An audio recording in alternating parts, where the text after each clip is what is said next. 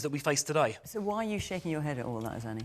So I'm shaking my head because Stuart, I completely agree with Stuart, the recession has already begun. We would have been in tough circumstances anyway because of the big shock that's come from global events, the inflation. The US has very high inflation, the war in Ukraine, energy prices. But frankly, it was made much worse by the incompetence of the Truss administration.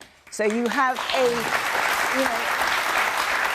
very spectacularly bad 3 weeks have made Britain's situation much worse. Now, yes, the Bank of England, we have got a dullness dividend. We've got competent people in Downing Street, but competence should be a requirement, not an ambition for a government. And now we've got competence, hopefully.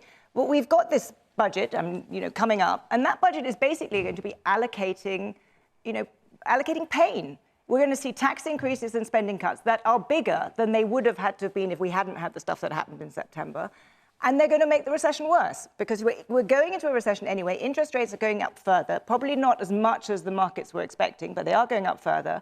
They're going up further because they have to get inflation down. And all of this is made more difficult by this huge gaping fiscal hole that we have, for which we have to raise taxes and cut spending, all of which is going to be really hard because things that are politically, the sensible ways to cut spending are bad for the economy, and the things that are politically somewhat easier, or economically sensible, are politically more difficult. And so it's just going to be raising taxes. It's going to be really tough. Yes, the fact that this government has said that it won't raise VAT, national insurance, or income tax when we've got the scale of challenge we have is barking mad.